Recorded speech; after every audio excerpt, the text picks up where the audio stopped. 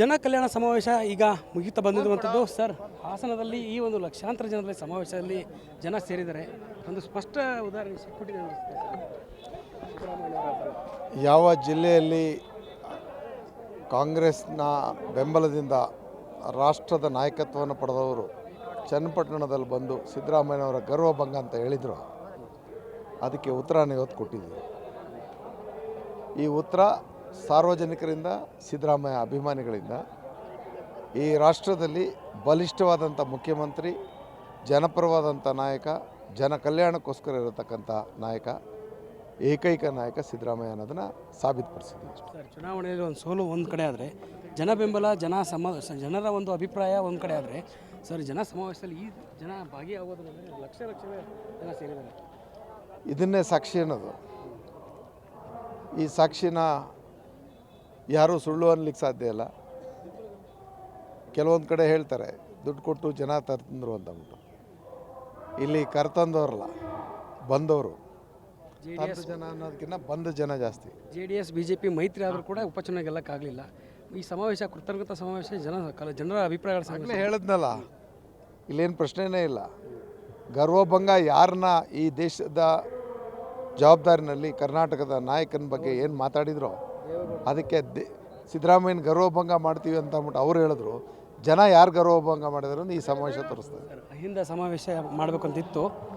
ಈಗ ಅಹಿಂದ ಸಮಾವೇಶ, ಅಹಿಂದ ಜನ ಮತದಾರರು ಕಾಂಗ್ರೆಸ್ಸೇ ಅಹಿಂದನೇ ಕಾಂಗ್ರೆಸ್. ಯಾವ ಜಿಲ್ಲೆಯಲ್ಲಿ ಕಾಂಗ್ರೆಸ್ನ ಬೆಂಬಲದಿಂದ ರಾಷ್ಟ್ರದ ನಾಯಕತ್ವವನ್ನು ಪಡೆದವರು ಚನ್ನಪಟ್ಟಣದಲ್ಲಿ ಬಂದು ಸಿದ್ದರಾಮಯ್ಯನವರ ಗರ್ವಭಂಗ ಅಂತ ಹೇಳಿದರು, ಅದಕ್ಕೆ ಉತ್ತರನ ಇವತ್ತು ಕೊಟ್ಟಿದ್ದೀವಿ. ಈ ಉತ್ತರ ಸಾರ್ವಜನಿಕರಿಂದ, ಸಿದ್ದರಾಮಯ್ಯ ಅಭಿಮಾನಿಗಳಿಂದ, ಈ ರಾಷ್ಟ್ರದಲ್ಲಿ ಬಲಿಷ್ಠವಾದಂಥ ಮುಖ್ಯಮಂತ್ರಿ, ಜನಪರವಾದಂಥ ನಾಯಕ, ಜನ ಕಲ್ಯಾಣಕ್ಕೋಸ್ಕರ ಇರತಕ್ಕಂಥ ನಾಯಕ, ಏಕೈಕ ನಾಯಕ ಸಿದ್ದರಾಮಯ್ಯ ಅನ್ನೋದನ್ನು ಸಾಬೀತುಪಡಿಸಿದ್ದೀವಿ. ಸರ್, ಚುನಾವಣೆಯಲ್ಲಿ ಒಂದು ಸೋಲು ಒಂದು ಕಡೆ ಆದರೆ ಜನ ಬೆಂಬಲ, ಜನರ ಒಂದು ಅಭಿಪ್ರಾಯ ಒಂದು ಕಡೆ ಆದರೆ ಸರ್, ಜನ ಸಮಾವೇಶದಲ್ಲಿ ಈ ಜನ ಭಾಗಿಯಾಗೋದ್ರಲ್ಲಿ ಲಕ್ಷ ಜನ ಸೇರಿದ್ದಾರೆ. ಇದನ್ನೇ ಸಾಕ್ಷಿ ಅನ್ನೋದು. ಈ ಸಾಕ್ಷಿನ ಯಾರೂ ಸುಳ್ಳು ಅನ್ನಲಿಕ್ಕೆ ಸಾಧ್ಯ ಇಲ್ಲ.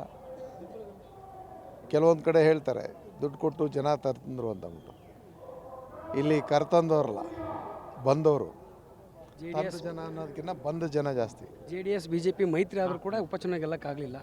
ಈ ಸಮಾವೇಶ ಕೃತಜ್ಞತಾ ಸಮಾವೇಶ, ಜನರ ಅಭಿಪ್ರಾಯಗಳ ಸಮಾವೇಶ. ಹೇಳಿದ್ನಲ್ಲ, ಇಲ್ಲೇನು ಪ್ರಶ್ನೆನೇ ಇಲ್ಲ.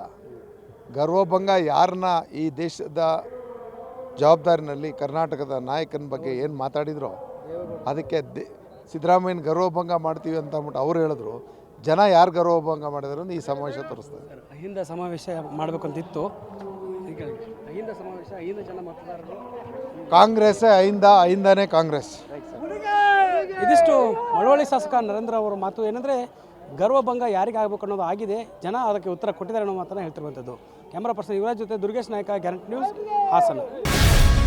ಗ್ಯಾರಂಟಿ ನ್ಯೂಸ್, ಸುದ್ದಿ ಖಚಿತ, ನ್ಯಾಯ ನಿಶ್ಚಿತ.